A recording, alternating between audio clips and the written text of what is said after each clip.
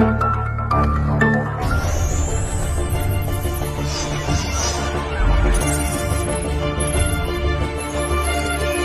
wala ng ating CCN, FBI, Central Communication Network Incorporated, pagsunod sa komunikasyon ng neutralidad, pagtupad sa paghatid ng balita, pagkawalang kinikilingan, CCN News Filipino News Channel TV 83.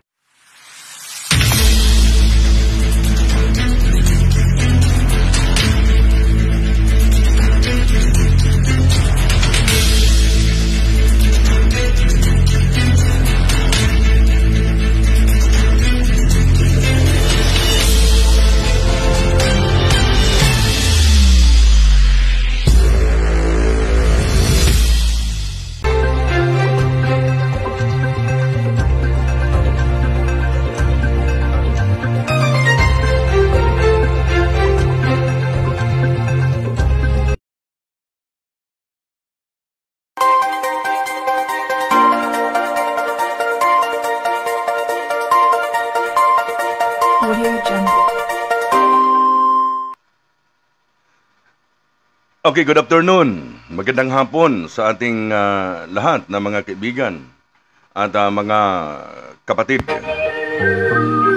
Magandang hapon sa lahat ng ating mga viewers ngayon, Luzon, Visayas, Mindanao. Napapansin ninyo ang aking background, in the beginning. So, ito yung pinasigat ni Victor Road na awitin. Ito po yung magpapaunawa sa atin ng ating nakaraan. Sapagkat ito po yung tinatawag na pagbalik-tanaw ng ating salin-lahi.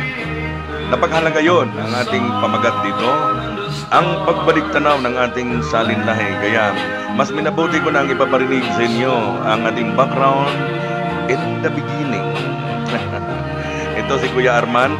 Dito po ako sa studio ng CCN News, the Filipino News Online Channel 83. So ako po ay nagpapasalamat sa aking mga kasamahan at saka sa aking director, aking manager dito na si Mads Pangulima at ang iba pa naming mga kasamahan dito na mga patrollers, mga nariyan, nakadeploy sila ngayon. Mayroon sa Luzon, Visayas, Mindanao, sa Bohol at iba pa. So, ito yung aking programa, ito yung tinatawag na ang pagbalik-tanaw ng ating salin-lahi. Dahil napakahalaga yon na marunong tayong lumingon sa ating pinanggalingan. Dahil ang sabi nga ni Rizal, ang sino mang hindi marunong lumingon sa kanyang pinanggalingan, mukhang malabo na makarating sa kanyang paroroonan. So, yun yung sinasabi ni Dr. Jose Rizal. Ngunit meron din sinasabi si Marcos. Yung si Apo Lakay kung tatawagin. Ang sabi niya, who you are, the strong nations. But if you do not know the password, you cannot touch the will of humanity. Alam ba ninyo na ang bansang ito po yung magiging parula ng mundo ito pagdating ng araw. Lighthouse ito ng mundo. Sapagkat ito po yung destiny ng ating bayan. Kaya nga ito po yung tibugan, ano? Dito rin nanggagaling ang Queen of the South, Queen Sheba. At ang sinasabi doon, Queen of the South, raise up like a wisdom of King Solomon. So, dito nanggagaling yun. Alam mo yung pinakano ni Queen Sheba, yung sugbo. Mababasa naman din yan sa chapter 12 ng Matthew. Kaya ito po yung original na kung saan ang Queen of the South ay dito nanggagaling. Sa panahon na yun ay dito na nagkikipagkalakalan ang ating si King Solomon sa panahon na yun. Umi-standby yan sa Sugbo. So, yun ang ating pinaparinig sa inyo at yung background natin in the beginning. Kaya napakahalaga yun na maiintindihan natin. Ngayon, Ang aking layunin dito ay ang ipaunawa ko sa inyo ang ating mga nakaraan, hinaharap, at yung ating future, yung patutunguhan. Sapagkat ito po yung panahon ng kawakasan. Ito po yung kawakasan na ngayon na kailangan natin ay malaman. Alam niyo kapatid, kaibigan, ay napakarami na ngayon ang mga dilubyo na nagaganap ngayon sa bayan. Hindi lang dito sa atin, maging sa karatig nating bansa, China at buong mundo ngayon. Nagkakaroon ng tinatawag na shakening, nililiglig na ng ating Diyos ang mundo. Sapagkat ay ito yung tinatawag na palatandaan na magwawakas, pero yung wakas bibigyan pa tayo ng kaginhawaan sa ating kasulukuyang kapanahonan. Dahil ang sabi nga ni Kristo Jesus na binibili kayo ng mahalagang precious blood niya ang kapalit. Kayamanan kaya yon. Pagdating ng araw, ay tayo po ay pagkalooban. Pagkalooban po tayo ng tinatawag na kayamanan sa sinumang nakakakilala at nakakaunawa, lalo na pagdating sa aral ng hiwaga. Kaya napakahalaga po ito ng ang ating ginagawa ngayon. Ito po yung gusto kong imulat ko kayo sa mga kaalaman, lalo na ito yung ating programa ay ang pagbalik tanaw ng ating salin lahi. Kaya tutukan ninyo ito at isishare ninyo kung ano ang inyong mga nauunawaan dito, ay mahalaga yan nga maiintindihan natin. So, mayroon po tayong mga ginaganap noong panahon na yon, nung ako ay naghahayag sa inyo, halos hindi ako makakapag-move on. Yan, di ba, na-discuss ko na sa inyo yung sanhi ng kasalanan. Paano nakapasok dito? Di ba, sabi ko sa inyo, ang nailabas sa Eden at ang naibaba. So, kailangan lang natin talaga ay maunawaan yan. Sapagkat mayroong ang dalawang Diyos. Diyos sa mundong ito at Diyos naman ng kataas-taasan. Dalawa sila. Ang ibinaba dito at ang nagbaba. Creators, yon nasa taas. Ito yung mga binaba niya dito ay creations. Ang creations, nag-create. Kaya creations to creations na ang nagaganap. Matanda na ang mundo. Ngayon, ano ba ang magiging future ng ating bansa? Bakit, ito na yung sinasabi ko sa inyo, bakit Malacanang Palace, isipin mo, palasyo, tapos ang nakaupo dyan ay presidente. Ibig sabihin, inilaan yan. Pagdating ng araw, mayroon talagang uupo dyan nga hari. So, hindi pa lang natin kasi nakaproseso pa ang lahat ng bagay. Kaya nga ako ay nanawagan ako sa mga maharlikan, sa mga descendants. Yung mga nagbubuo dyan ng mga grupo-grupo, maharlika, kailangan makonsolidate na yan. Magsama-sama po tayo at ipapaunawa ko sa inyo ano ba talaga ang programa nga dapat nating gawin pagdating ng araw ay titindig sooner or later, may hari talaga tayong darating dyan na yun ang magro-roll over, magpapasunod. Ang mga relihiyon ay medyo hindi na magaganap yon dahil sapagkat pagsamasamahin na yan. Ang mga pastor, alam ko, ang tawag niyan ay mga pantas na yan, mga kapantasan, at magtuturo na rin yan ng iba pang mga kaugalian dahil parang babalik tayo sa sinauna. Yung batas nung kustumare, yung Kalantiaw Code of Kalantiaw na ginagampanan niya ni King Bernardo del Carpio. Alam mo, mayroong kinalaman dito ang unang hari noon sa panahon na yung maharlikan pa tayo. Nung maharlikan pa tayo, si King Bernardo ay nag-exist yan dito. Nakadokumento yan. Mababasa mo yan doon sa Last Will Testament. O mayroon kasing dalawang iniwan yan ni Marcos. Last of the Last Will Testament. Makikita mo doon ang kasaysayan, bahagya doon ang kasaysayan ni King Bernardo. Ang kanyang mga salinlahi, ang kanyang descendants ay muling babalik yan. Na siya naman ang gaganap. Mayroong mga pagbabago tayong ma-observe. Ito nga naka-process tayo.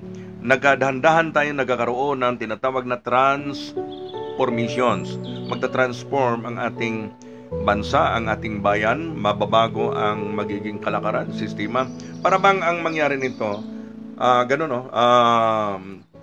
mag-a-umbrella sa atin yung tinatawag na monarkiya, tapos ay parlamentaryo, monarch, parliament, at federal. So, yun. Ganun ang magiging sistema niyan. So, ako ay nabigyan na rin ng kopya dyan. Pagdating ng araw, ay ganun talaga ang mangyayari dyan. At ako po ay nagpapasalamat sa mga nag-atas din sa akin, lalo na yung mga espiritu nga gumaganap sa panahon natin ngayon, dahil tayo ay dapat lamang na ibigay sa kanila ang totoong pagrespeto sa kanila, dahil mga unseen spirit yan, hindi yan nakikita. Pero mayroon akong nagiging kaparaanan nga kami ay nagkakausap. Kumbaga ang kanilang order ang ating sinusunod sa kasalukuyan.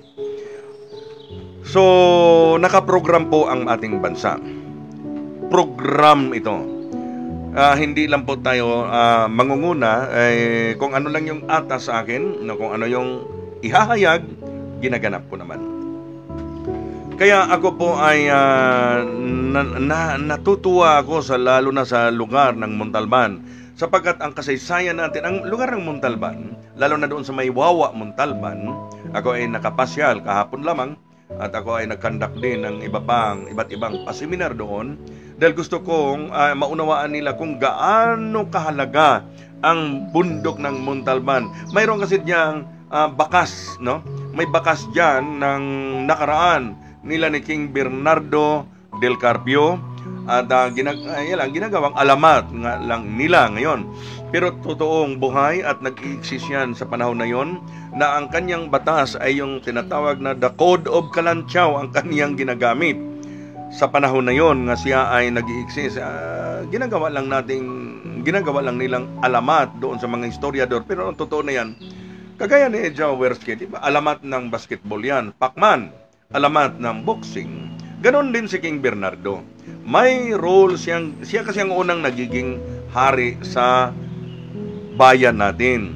Kaya nga lang, nung na-conquer na tayo ng mga dayuhan, lahi din nila ni Japitites, yung mga Espanyol, nakarating dito,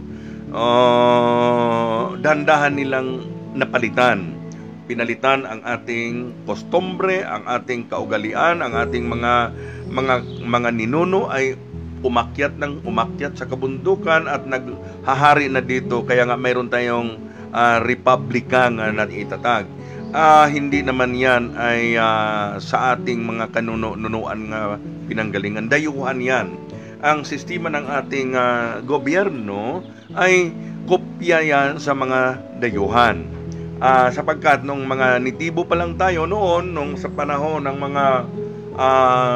panahon ng Highlander time, Macabillion time, ang ating mga ninuno noon kapag sila ay nag-worship sa lumikha ng langit at lupa, alam kasi nila nga mayroon na. Kaya lang, sa panahon na yon, direkta sila. Ang tawag noon, tumatawag sila ng anito, tumatawag sila ng tinatawag na batahala, dahil nga, yan ang paraan nila.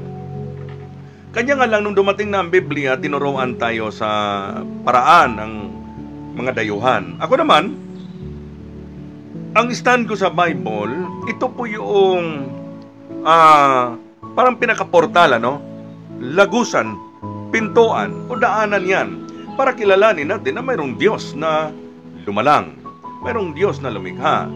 Parang mapa lang ito, no? Mayroon tayong guide. Ang Biblia ay mag-guide sa atin yan, magagamit natin yan. Parang siyang ang tinatawag nitong mapa, no? Manubila. So, yun ang aking paglalarawan sa Bible. Kaya nga lang ay medyo noong pagdating nila ay kakaiba ang kanilang sistemang ginaganap. So, yun ay nakaraan na, napag-usapan lamang natin yan. Looking forward tayo, ano ba talaga itong ating kakaharapin? Bakit sinasabi ni Marcos na these nations will be great again? Totoo yun. Lighthouse ito ng buong mundo. Dito rin kasi nanggagaling ang mga kasaysayan. Dito yung pinagmulan. Hindi ba ninyo napapansin, ang au pair ang nangunguna sa orasan? Tayo lang na bansa ang nangunguna lagi. Di ba una tayo sa oras kung ating pagmasdan? At ang yaman din ng bansang ito ay hitik sa yaman, hitik sa ganda, sapagkat ito ang pinagmula ng kasaysayan. Dinala nga lang nila doon sa ibang bansa at ang honoring sa kanila na yon. Pero babalik yan. Aayusin natin to dahan-dahan. Nagkakaroon tayo ng tinatawag dahan-dahan itong transformations ang magaganap dito sa bayang ito. Kaya nga lang, ang ating mga panawagan ngayon, ang nais ko ay hanapin ang mga descendants, mga salinlahi ng unang kaharian. Descendants lang naman talaga ang kailangan natin dito na mayroong lulutang na mga descendants o salinlahi ng mga maharlikans, ano? Kaya ako'y nanawagan doon sa mga tribo, sa mga tribes ng 110 tribes at saka 72 spiritual divisions na tayo po ay magkakaisa ngayon at tayo po ay mag-meeting. No, pwede naman ninyo ako ditong makontak dito sa aking dito sa studio at na dito naman yung mapapanood naman ninyo ito. Kaya kailangan natin magsama-sama ngayon. Sapagkat lalo na ngayon nasa kawakasan at kababaihan na ngayon ang magro-rule sa huling kapanahunan. Kaya ang Mother Queen natin, ang Queen of the South, sinasabi, raise up like a wisdom of King Solomon, muling babalik yan sa ibang katauhan, kahanya bakaha. Sapagkat ang espiritu nila ni Eva ay palipat-lipat lang yan. Mayroon na siyang luklukan ngayong bago. Kaya nga, siya na rin ang inaatasan. Ang si Allah, Himosola, ay narito na. Yon ang lagi kong kamiting. Mga nasa 5th dimensions ang mga yan. Ito yung mga matatanda na mga elders, ano? Kunsiho nila ang aking kausap. Kaya ganun na lang ang aking pagrespeto sa kanila. Lula natin lahat yun Yan yung ina ng kalikasan. Hawak niya kaya ang 4 na elemento.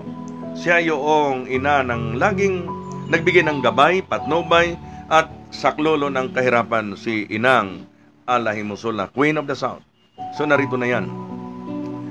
Ngayon ay hawak niya ang 4 na elemento na siyang ikinambubuhay natin. Ano yon? Ang hangin, ang lupa, ang tubig, at ang apoy. Hindi naman tayo mabubuhay kung wala yung 4 na elemento. Nakuha ba ninyo? Hindi tayo mabubuhay sa mundong ito kung wala yung 4 na elemento. Kaya tayo ay magpapasakop sa kanya. Mayroong batas at atas na susundin natin dahil narito na siya. Ngayon, mayroon lang siyang mga mahigpit na tagubilin sa atin na kailangan ay babalik tayo sa aral ng katanghaliang tapat. Ito yung tinatawag na misteryo o hiwaga. Ang hiwaga kasi ang siyang magiging pangunahin na dapat nating sundin na atas sa kanya ng ating inahan. So, mayroon tayo ditong ang ating bansa ay matatransform ito, no? Doon tayo dadakot tayo doon sa tinatawag na pagbabago, ano? Magiging kingdom of Maharlika tayo sa darating na panahon. Kaharian na tayo. Kaya nga sabi ko sa inyo, Malacanang Palace, Ibig sabihin, inilaan ng hari yan. Mayroong hari talagang titindi dyan. Pero presidente mo na ngayon ang kasalukuyan. Okay, salamat sa inyong mga kaibigan at mag-time out muna tayo para ipakilala natin ang ating himpilan. Babalik tayo mamaya sa ilang minuto lang, segundo.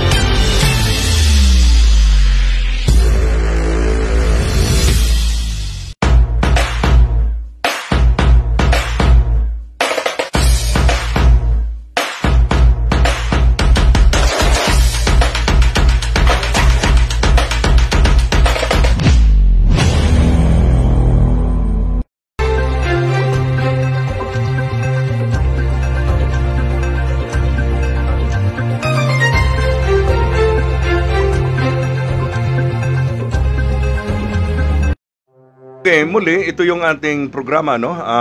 Balik tanaw ng ating salinlahi. Kaya yan kasi ang pinakamagandang tema ng ating naiisip na paraan sapagkat kailangan may paglingon tayo sa ating nakaraan. At yung una ninyong napakinggan kanina, kanta yun ni Victor Wood, In the Beginning. Makaluma yun na awitin. Sabi ng aking manager, panahon pa ng kanyang tatay yun na mga ganong awitin, ano? Pero very meaningful yun. Mayroong mga ibig sabihin noon. Sa panahon namin yan noon ni Victor Wood, dahil halos ano na rin ako, 65 years old na rin ako sa In the Making, no? So, yun ang ating ginaganap ngayon, ano? Mayroong iniwan sa atin na gampanin. Ito yung tinatawag na ang ating generations ngayon ay magbabago. Kaya dahan-dahan itong magta-transform. New society for the new generations. Bagong lipunan para sa bagong salinlahi. Papunta tayo roon. Kaya ito pong mga ito po yung ating pag-usapan. Kapag mayroon tayong pagkakataon ay ipapaliwanag ko sa inyo ito na mayroon talaga tayong tinatahak. Pinoprogram lang muna tayo dahil hindi naman pwede ito makukuha sa biglaan. Hindi naman ito kagaya ng isi-switch kaagad. Kumbaga proseso po ito ang ating ginagawa. Kaya again, ako inanawagan sa mga descendants natin, sapagkat ay kailangan magkakaroon at magkakaisa na po tayo sa mga descendants at mga tribo. Yung lalo na yung mga 110 tribes, ako ay po nanawagan sa inyo na ay tayo po ay mapakinggan at magkakaisa na po tayo at ang 72 spiritual divisions. Pag-usapan natin yan sapagkat material, physical at spiritual itong pag-uusap na ito. At may kinalaman din ito sa ating kaligtasan at kasaganaan. So, kaligtasan, kasaganaan, at lalo na ngayon, ang ating kapanahonan ay, ang sabi ko nga sa inyo, nasa kawakasan, ang mga ganap ngayon ay marami ng mga bansang napaparusahan. At ang sabi ko sa inyo ay nakaharap na tayo sa tinatawag na parusa ngayon sa mundo ay sobra. Bansa sa bansa ngayon ay nagsasuffer na ngayon, no? Daming mga na-witness natin, kaya nandito na yung ating tinatawag na mga information technology, nandiyan ang cellphone sa atin. Ito yung mga ganap na mabilis natin ma-access, malalaman kung ano ang nangyayari. Katunayan, ang nasa panahon na tayo ng tinatawag na science law. Nasa science na po tayo. Nakikita ninyo yung artificial intelligence ngayon, AI, nandiyan na, no? Ang dami kaya ang robot nga nagkakalat na ngayon, no? Kumbaga sa susunod, mabibili mo lang ang robot na yan ay sa halagang baka parang halagang kotse na lang yan. At saka, yan na nga, ang halaga ngayon. Magagamit yan pagdating ng panahon na yan. At tandaan ninyo, 10 years from now ay robotic na ang karamihan sa gumaganap sa atin, lalo na sa farming, sa mga factory workers. Alam ba niyo, sa Japan ay 40% ng kanilang empleyado ang nagtatrabaho sa Japan ay robot. Sa mga sasakyan ngayon ay mga robot na mga gumaganap niyan. At sa susunod, nakikita na natin na mayroon ng mga robot ngayon, marunong ng tinatawag na sa pangganap ng pangkusina, nagluluto na, nagsiserve na, sapagkat yan ay yung tinatawag na ganap sa ating huling kapanahonan. Technology na kasi ngayon ang ating kinakaharap, no? Patindi na ngayon sapagkat ang robot nga naman ay wala namang puso yan eh. Sumusunod lang yan kung ano yung atas, naka SIM card lang yan. Kumbaga nakahanda na lang yan silang sundin kung ano yung mga ipapagawa, no? Nakaprogram na yan. Yun ang kagandahan ngayon. Nasa na kasi tayo ngayon, innovations, law of attractions, at ang hindi ninyo alam, distractions naman ang kasunod nito. Law of distractions.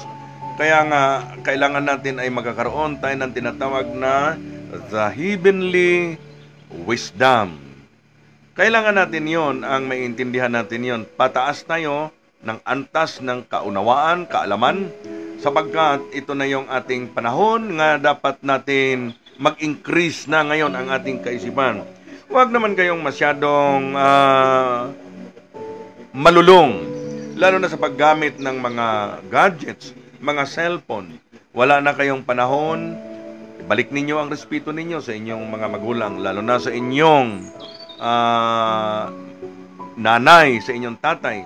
Kung buhay pa ang inyong tatay, ang inyong nanay, ay ibalik ninyo ang inyong respeto. Sapagkat hindi kayo pwedeng maisilang sa mundong ito kung wala ang inyong mga magulang. Be respect. Dahil kapag ito'y ginagawa mo, hahaba ang buhay ninyo, both magulang at anak, at pagpapalain po kayo. Kaya kailangan natin ito nga maiintindihan ninyo, ang ating layunin ay para igaguide kayo sa tamang paraan. Kaya ako po ay nag-anyaya sa inyo na tuklasin ninyo. Kailangan pagharian ang inyong puso ng pag-ibig sa inyong kapwa, inyong mga magulang, lalo na sa inyong mother, Ang ating ina, lalo na doon kayo ina-symbol, thy womb of thy mother.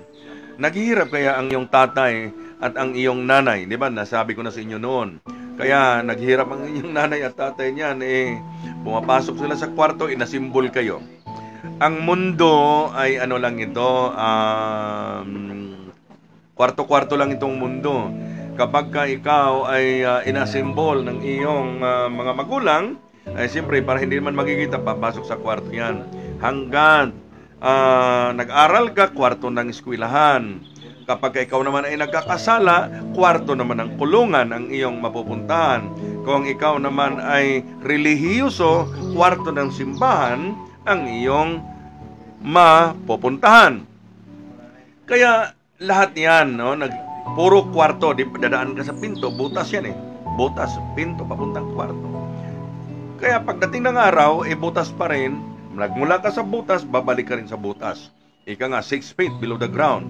Hanggang doon lang naman ang hangtungan ng ating physical na itong ating katawan, Pero, gaya na sinasabi ko sa inyo, kumusta ka? Saan tutungo ang iyong kaluluwa, ang iyong espiritu? Medyo mayroon lang akong correction dyan, yung sinasabing kaluluwal yan. Yung pagluwal ng iyong magulang, nga masilayan mo ang kamunduhan ba? Yung mga ganap sa mundo.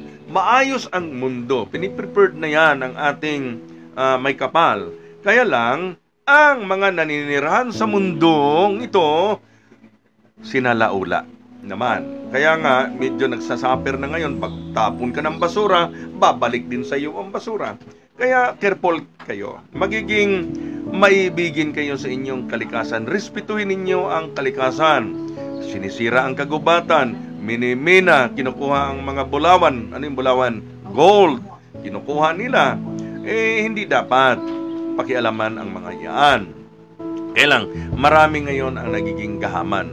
Gusto nilang wala bang, puro diskontento, gusto nilang magkamal ng lahat ng mga kayamanan.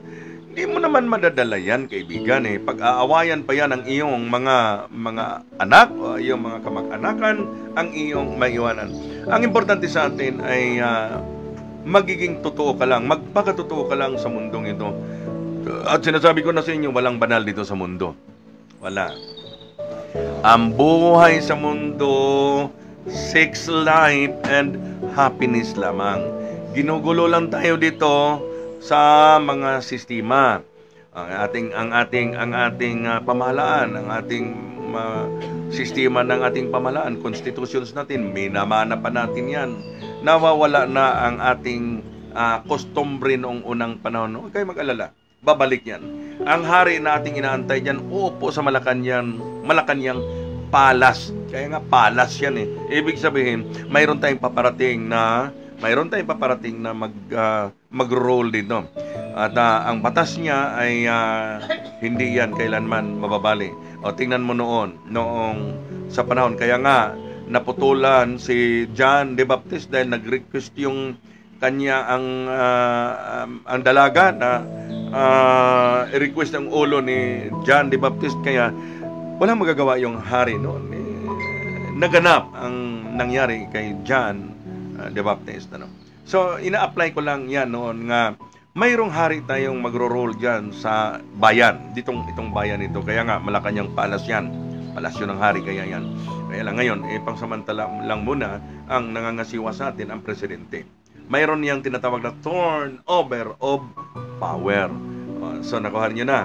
Kaya nga, ang lahat ng mga nagsusulong dyan, wag na kayong kanya-kanyang angat ng inyong entablado. Ang mga nagsusulong dyan, nakisyo siya si Queen, kisyo siya si King, siya si Wonderboy. Hindi ganon. May proseso yan. Darating ang araw ay mayroong mga magto-turnover dyan. Mayroong mag-i-endorse dyan sa tamang panahon. Hindi naman natin pwede na buhatin mo ang sarili mong upuan para lang iangat mong yung sarili. Paul na yon. Walang ganon. Kaya nga, magiging tapat lang kayo. Huwag kayong iwasan natin yung huwag makapanakit sa ating kapwa. Huwag tayong luko. Kaya lang, ang buhay nga dito sa mundo ay isang naluluko at manluluko. Pero gusto ko nasa maayos lamang tayo. Ulitin ko, ang mundong ito ay walang banal dito sa mundong ito. Banal-banalan lang po tayo dito. Ika nga, ito yung mundong ito ay realidad na to sa atin sapagkat ang kasalanan ay nandyan na nakaugat na sa atin. Nagsisimula yan magmula sa ating unang magulang, kay Eva, nga natukso doon sa ibinaba. Kaya nakita naman ninyo, sinasabi ko nga sa inyo noon, na ang tatay ang nagro-roll sa mundong ito, ang Diyos ng kalupaan, tatay natin yon sapagkat yon ang unang gumalaw sa ating inahan noon nga si Eva. Kaya silang si Cain at saka si Abel. Doon naman nagsisimula ang sangkatawan Kung ang ating pagbasihan, ang Bible, ang ating titindigan. Pero ang mundo ay matanda na. Creations to creations ang mundo. Marami pang naunang aklat kaysa Bible. Alam natin yan.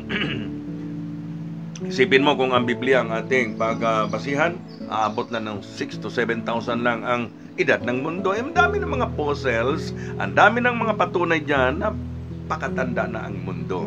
Kaya lang, medyo, nagiging ignoramus ba ang tayo, mga tao? Parang hindi na tayo bumabase doon kung ano yung natuklasan ng science. My gosh, open your mind. Ang sa akin, wag ninyong ikahon ang inyong isip. Wag ninyong kahunin, no? Ang panindigan kasi natin ay dito ako nagising, ito yung aking relihiyon. Dito na rin ako mabuhay at dito na rin ako magpapakamatay. Miserableng katuwiran yon. hanapin ninyo ang tamang daan. At kung ang kaligtasan naman ang ating pag-usapan, gaya na sinasabi ko sa inyo na ang kaligtasan, hindi po pwede yung Ama, Anak at Espiritu lang. Nasaan si Nanay? May roles yon. Kaya, ang langit at lupa, ito yung magsimbolo, parang mag-asawa yan. Langit, lupa, Mother Earth natin, hindi man din pwedeng tawagin na Father Earth, Father in Heaven. So, simbolo yan ng mag-asawa yan. Tayo yung mga sapling, tayo yung mga children, ano? Kaya, magiging maayos tayo. Kaya, ang usaping ito ay hindi palangit, ano? Kung saan nakalabas ang ating inahan sa Eden, ay doon din dadalhin ang ating spirito kapag tayo ay pumapasa. So mayroong pagsusulit pa tayong gaganapin. Ang buhay natin sa mundo, itong katawang ito, may pagkabulok yan. Kumusta ka? Ang iyong spirito saan tutungo? Ayan, sapat ba tanggapin mo si Kristo, Panginoon at tagapagligtas? Yes, siya ay tagapamagitan. Tagapamagitan siya sa atin. Walang duda yon. Pero mayroon tayong Diyos dito na hindi niya pinakilala dito dahil tapos ang usapan kapag pinakilala niya ang Diyos dito sa mundong ito. Kaya kailangan discerning spirit, malaman ninyo ano ang hiwaga nga nakabalot sa mundong ibabaw na ito. Kaya sa akin ay marami kayong matutuklasan kapag ito ay inyong nasusubaybayan ang ating programa. At ito ay naka-platform ang mundo, lalo na ang ating bansa ngayon. Medyo sa hirap ngayon buhay natin ngayon, ay lahat ay umaasan lang tayo kung ano yung galaw ng politiko. Para bang nakatanghod na lang tayo sa mga ayuda at biyaya nga nanggagaling sa mga politicians. Sa palagay ko siguro ay huwag ganon. Mag-focus din kayo. Gumawa kayo ng paraan paano kayo makatulong sa bayan. Huwag lang tayong aasa sa kanila. Minsan, ang mga politiko, pangako ng pangako, pero madalas, ito po ay napapakol lamang. Kaya, ang programa pong ito ay paggising ito ng ating kaalaman na mayroon tayong directions na dapat patutunguhan. Okay? Yung ating directions ngayon ay ang hanapin natin saan nga ba paroroon pagkatapos ng buhay mo sa mundong ibabaw na ito. Kailangan malalaman mo yan nga ang ating directions ay papunta tayo doon kung saan nailabas ang ating inahan. Doon tayo tutungo muna at doon natin mauunawaan ang papuntang kalangitan. Ang ginto, walang ginto sa langit. Imaginations lamang yan. Ngayon, nandito kasi ang ginto dahil yan po ay balancer ng mundo. Kaya maraming ginto talaga dito. Hitik tayo sa yaman. Deuterium, ay ito yung nangunguna ang deuterium dito sa atin. At ang mga gold, silver, platinum, mga bagay na mga minerals na napakahitik tayo ng yaman dito. Kaya lang, hindi ito basta-bastang ipinamahagi. Lalo na yung kayamanan. Alam ninyo nga, ang sino man sa inyo na may hawak ngayon ng mga certificate, nakapikit na yan. Wala na yang visa. Sapagkat back to the mother account na ngayon. 0-0 na tayo ngayon. Ngunit ang ating ina ay muli siyang magbibigay ng biyaya sa bawat isa nga nakasumpong sa salita ng hiwaga. Kaya nga, minsan kahit sintonado ko, kinakanta ko kayo yung mahiwaga ang buhay ng tao. Lalo na yung isa pang hiram. Sapagat ang buhay nga naman natin dito ay hiram nga lang naman tayo dito sa mundong ibabaw na ito. Hindi tayo pwedeng magtagal. Lalo lang madagdagan ang ating pagkakamali at pagkakasala kung papalawigin pa ng abot ni 100 ang buhay mo dito. Mag-iwan tayo ng tinatawag na legacy na maipamana natin sa ating mga anak. So tayo ay magkakapatid lamang dahil isa lang ang pusod na ating pinanggagalingan, ang ating inahan, walang iba kung hindi si Eva. So yun lang ang kailangan nating maiintindihan yan, na tayo ay magkakapatid lamang sa mundong ibabaw na ito. Kaya ang ating mga kapatid, Muslim ka man o Christian ka man, ay dapat tayo ay magrespetuhan at maggagalangan. So, ito po yung mga bagay na gusto kong maipamulat sa inyong lahat. Mayroon lang tayong oras dito na magkaroon lang muna tayo ng pagpapakilala sa ating himpilan para sa mga karagdagan. Mamaya isi-share ko sa inyo. Magpapakilala muna tayo sa ating himpilan. Salamat.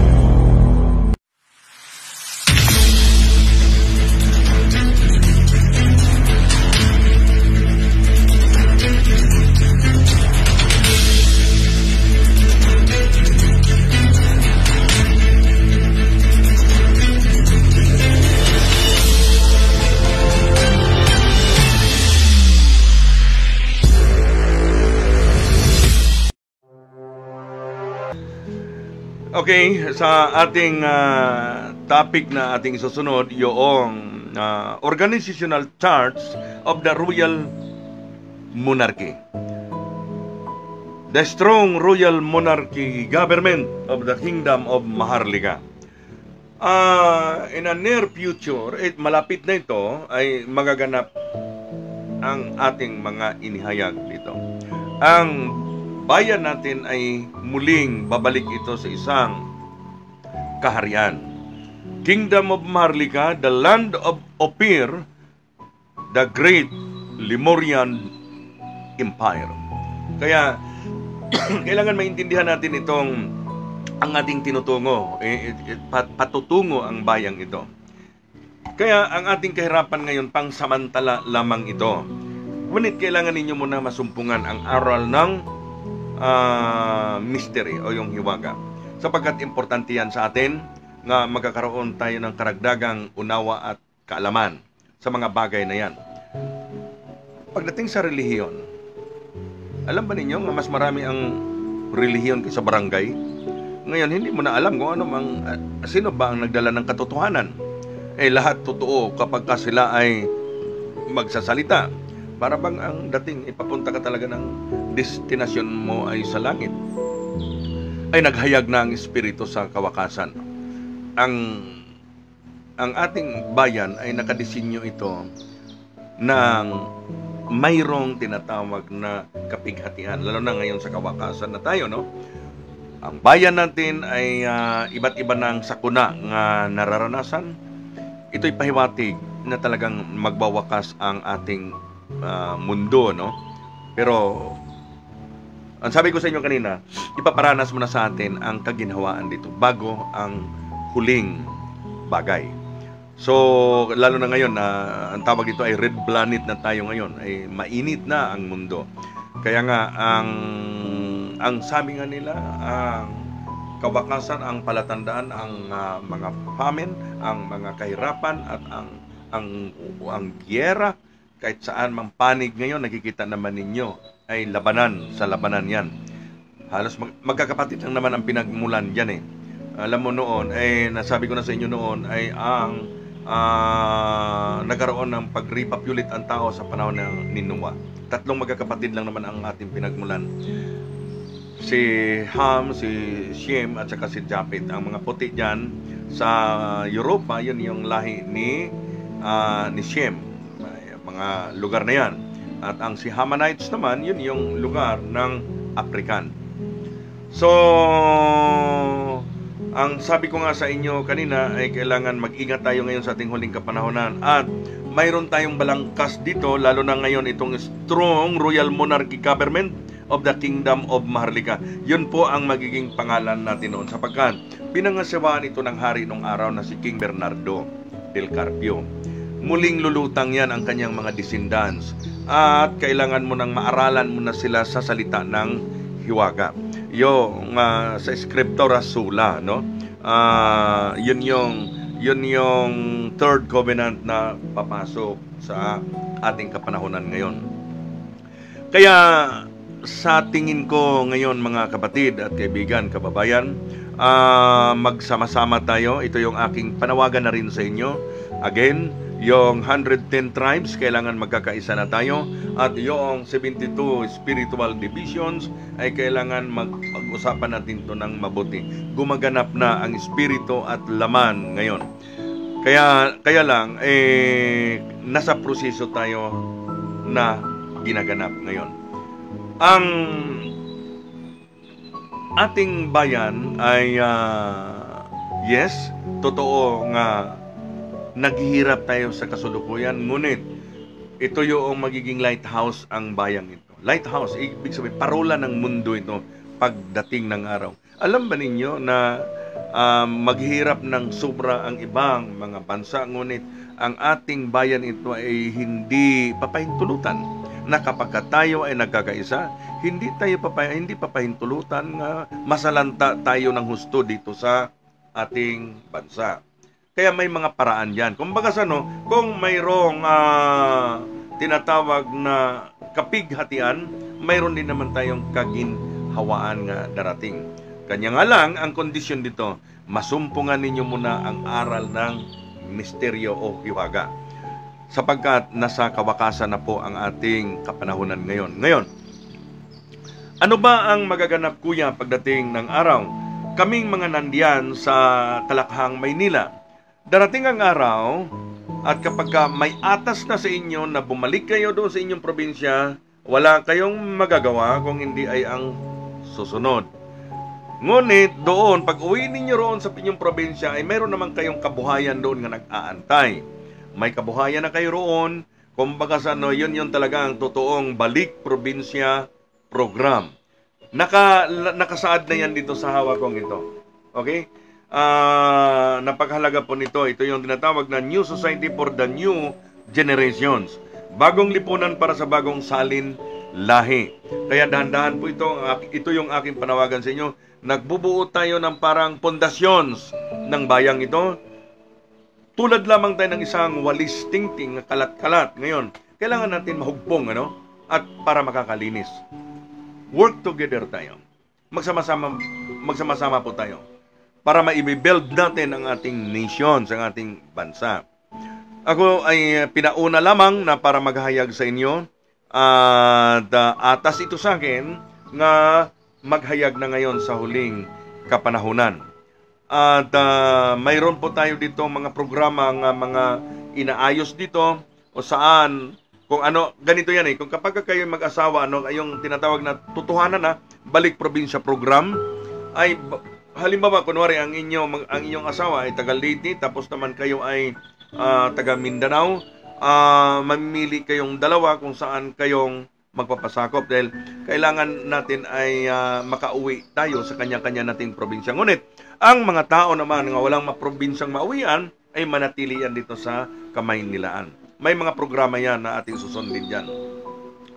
Kapag inaayos na ng ating lula, yung ating inahan, si Lula Ala Himusula, at itong kapirahan nito kapag maayos na nito, mapoprogram na, pati mga tao ay ipoprogram na rin yan kung paano tayo makabalik sa ating probinsyang pinanggagalingan.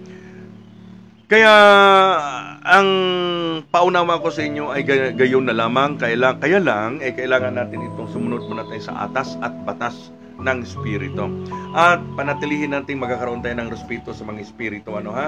Hindi po pwede na hindi natin respetuhin ang Espiritu sapagkat sila ay nauunas sa atin. Kaya nga lang, noong panahon na yun, ay inalis sa atin ang pagre-respeto sa kanila. Wala na tayong ginagawa kung hindi ay ang i-rebuke. Si Kristo Jesus ay makapangyarihan yan dito sa mundo. Sobra. Siya kaya ang big boss dito. Kaya napapasunod niya ang mga espiritu. Kaya hindi po pwede. Kailangan kasi mo ng tiklopin tayo ni Kristo. Lahat ay kailangan mo ng kaniyang pasukuin. At bago naman tayo magkakaroon ng tinatawag na thorn over sa ating amahan doon sa kalangitan. At may roles ang ating inahan dito. Hindi po pwede na baliwalain natin. Sapagkat daon tayo nang gagaling sa thy womb of thy mother, sa sinapupunan ng ating ina. Nasabi ko na sa inyo kanina, nung nakaraan, na kapag ang isang tao, isang sanggol ay naisilang, tatlong salita lang yung kanyang nabibigkas o ha. Ibig sabihin, universal human affirmations. Welcome to the world and multiply. So doon tayo nagsisimula sa ating inahan. Kaya hindi natin pwede siyang baliwalain. Queen of the South, raise up like a wisdom of King Solomon. Ang tao kumakalat yan. Kaya lang, ang ating Diyos dito sa mundo, kagaya na sinasabi ko sa inyo paulit-ulit, mayroon tayong Diyos sa mundong ito. Huwag mo lang sambahin siya. Sapagkat yun yung tumukso sa ating inahan. Kaya nakalabas sa Eden. Sipag Laging naglako ng itlog at kahotdog. Unang nabiktima ang ating inahan. Kaya nagkakaroon ng sangkatauhan, laman. Kaya tayo ay laman at espiritu. Ang ating katawan ay biktima lang ito ng mga espiritu Gagaya na sinasabi ko, may nagtanong sa akin. Ganito kasi ang nangyari dyan. Ang ating dakilang ama, mayroon yan hidden name. Okay? Nag-shortcut tayo basta sinasabi, panalangin natin, Ama ng nasa kalangitan. Anong pangalan? Ako, kilala ko ang aking tatay, Jaime. May pangalan yun Hindi mo pwedeng sabihin na lang na basta na lang bigkasin. Anong kanyang ugnayan? May pangalan yon. Ganon din naman dito sa lupa. Ang amahan natin sa langit ay ibinaba yung sa yung sa Bible, mababasa natin, 1/3 of fallen angel ay nakarating na dito. Mga espiritu yon. Nananahan yun sa sangkatauhan. Nag-aabang yun kung saan siya papasok, sa mga sanggol nga iluluwal sa sinapupunan. Yun ang rules ng mga espiritu. Kaya tayo ang ating katawan ay biktima ito ng mga iba't ibang mga espiritu. Kaya nga, ang ating mga anak ay iba-iba ang kustombre, iba-iba ang ugali. Hindi pantay-pantay sapagkat ay nananalaytay na sa kanilang kaisipan, kanilang kaugat-ugatan, ang espiritu ng mga pagkaswail. Kaya nga hindi na normal itong ang ating kasulukuyang kapanahunan. Wala na tayong respeto sa ating mga magulang, ating kapatid. Magmahalan tayo bilang isang magkakapatid. Manatili sa atin buhay ang pag-ibig at pagmamahalan. Laging bukas ang ating puso, ang ating isipan sa pagtulong sa mga nangangailangan, dahil kapag ito'y ating magagampanan, walang duda, tiyak, lihim niya tayong gagantimpalaan sa kabutihan na ating ginagawa sa ating kapwa. Yan ang ibig sabihin ng pag-ibig. Demonstrations yan Ibig sabihin, action. Hindi mo po pwedeng sabihin, mahal mo ang iyong kapatid, gutom. Hindi mo man lang bigyan ng pastel, tapos pastilan na lang yung ginagawa ninyo, hindi ninyo inaabutan ng pagkain, gutom pa rin yun. Nauuhaw, pagkatapos hindi nyo abutan ng tubig. Demonstration nga ang pag-ibig. Ibig sabihin, may paniniwala ka nga, may pananampalataya ka nga. Ngayon, ito namang aking paniniwala, ipapakita ko naman sa pamagitan ng gawa. Kaya hindi lang salita, kung hindi may kaakibat na pag-aksyon, paggawa. Kaya hindi pwedeng purong gawa, gagawa tayo. So, yun ang mga bagay na kailangan ninyong mauunawaan. Sa susunod, meron tayong ibang kakaibang topic na ating bubuksan, dahil sapagkat naunawaan na siguro ninyo, lagi na akong naghahayag sa inyo yung tungkol doon sa pagpasok ng kasalanan, ang nailabas at naibaba. Paara na lang, inuulit-ulit ko to sa inyo para mag-sink in sa inyong kaisipan. Bakit anong rule ni Kristo? Bakit siya nakarating? Bakit siya pinahintulot na makarating dito? Sapagkat totoong siya ay mamamagitan. Hindi naman natin, wala akong relihiyon nga ini-introduce dito. Sapagkat hindi na halos mabilang sa dami ng relihiyon sa buong mundo. Dito lang sa atin Mas marami pa kaya ang relihiyon dito kaysa nakarehistro ng mga barangay. Wala naman doon ang kaligtasan. Ibig sabihin, mayroon pang malalim nga dapat natin tuklasin. Mga lihim yan, misteryo yan. Kaya nga sabi ko nga sa inyo, mayroong paaralan dyan. Kung mayroon ako nakikita dyan, School of Ministry. Yan, laki-laki dyan. School of Ministry. Pero mayroon naman din tayong School of Mystery. Magkaiba, ministry at mystery, iba yun. Pagka mystery ay mga heavenly wisdom yun. Kakaibang kaalaman yun. Kakaibang karunungan yun. Nasa dimensions na ang iyong pag-aaral. Gaya ng isang pastor, may tinatanong ako, alin bang nauna, yung knowledge o ang wisdom? Tanungin ko kayo. Sabi naman ng isang pastor, para mo lang akong pinapili ng manok at saka itlog, alin ang nauna? Ako, pastor ka pa naman. Mali yung sagot mo. Ang knowledge ay dinidevelop yung iyong pagkatao. Magmula noong maliit ka, hanggang isinilang ka, hanggang si ika'y nag-aral, ito yung tinatawag na kailangan magkaroon ka ng knowledge para i-manage mo ang iyong sarili. Hanggang sa pag-grow up mo, paglaki mo, magiging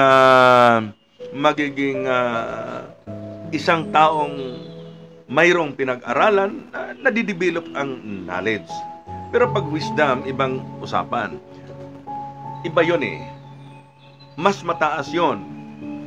Mayroon na kasi tayong tinatawag na inner knowledge, internal knowledge, external knowledge, at outer knowledge. So, maraming mga baitang-baitang yan. Ganon din naman ang mystery. Ganon din naman ang wisdom.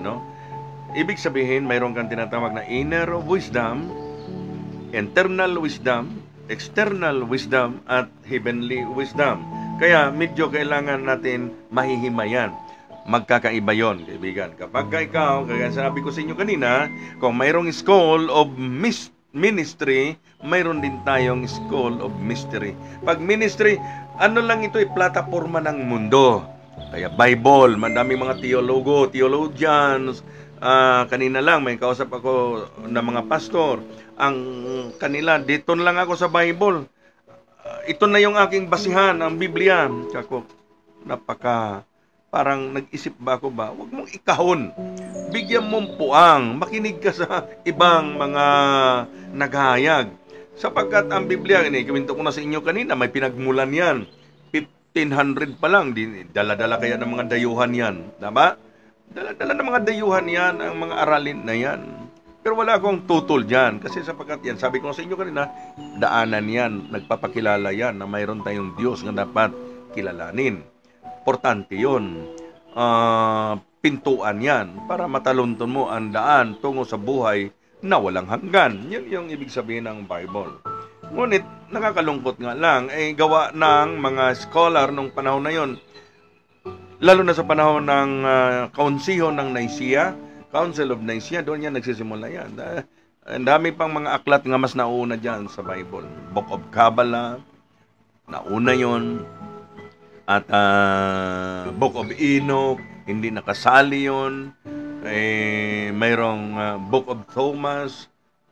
Kaya marami ditong mga, kung bagas ano ba, mayroong tinatawag, parang kumilik lang yan dagdag bawas. Dagdag bawas na yan. Pero maasahan pa rin natin ang Bible ay magdadala pa rin sa atin ng magandang patutunguhan kapag masusunod mo lamang ang aral. Maiintindihan mo sapagkat ako naman naniniwala na si Kristo ay pinapadala dito sa atin dito sa mundo para gagabayan tayo kung ano ang ating tatahakin sapagkat madilim lalo ang mundo kung wala ang mga mangangaral. Lalong magkakagulo-gulo ang mundo kung wala yung mga mangangaral. Kaya nga, sinisikap din ng ating mga kaibigan, mga kapatid na mga Muslim, ang aral sapagkat ito yung kailangan natin ay matutunan habang tayo ay narito pa sa mundong ibabaw na ito. Iba ang usapan kapag mystery, sapagkat ito yung aral na kakaiba. Paano mo sila makommunicate, paano mo sila makakausap through power mind, through mental telepathy, sa isip lang, mag-uusap kayo. Ito ay hindi naman to napag-aralan doon sa mga nag-aaral ng theologian. Kaya medyo kakaiba yan. Ibig sabihin na sa mystery ka, mga espiritu na ang iyong mga nakasalamuha, nakakausap. Kaya lang, medyo iba na ang usapan namin ngayon. Ng mga naka-record ang lahat. Recorded lahat ng aming pag-uusap. Pagdating ng araw, ay ipaparinig ko rin naman sa inyo. Simple, naka-record yan. Hindi natin, kinikip ko lang yan, ang mga record na yan, pagkat darating ang araw na ito po yung akin ding ihayag sa inyo. So, ito po yung ating sinisikap ngayon nga madala ko kayo sa mga paraan na abot ng aking makakaya. Ito po yung aking gampanin para ihayag, lalo na ngayon nasa huling kapanahunan o kawakasan na po ang ating kapanahunan ngayon. So, ngayon ay medyo malapit na rin ang oras natin. Tayo ay mag-prepared sa mga darating na mga kapanahunan. Handa tayo dahil ito po ang mga ikang kastigo ng ating bayan. Sa bayan natin ngayon, nandoon na yung ulan, lahat na mga sa Bisaya pa, mga katalagman nga moabot ba diri sa atong nasod, nating nasyon. Ingat-ingat lamang po tayo. Ngayon ay ako po ay nagpapasalamat sa mga ating mga viewers, hindi sa ating mga kamag-anakan diyan sa Liti, Davao, Mindanao, at lalo na mga taga-CCN patrollers natin dito sa Montalban. At sa susunod na araw ay sa Miyerkules marahil ay tayo po ay mag-change topic po tayo dahil mayroon po tayo itong ihahayag ng mga bagong kaparanan. Okay, pangsamantala muna tayong magpapaalam dito sa ating studio. At ako'y nagpapasalamat sa lahat ng mga viewers natin at i-share ninyo ang ating mga pinag-usapan para maraming mabuksan ang mga unawa nila at kalaman. Mabuhay po tayo at magandang hapon sa lahat.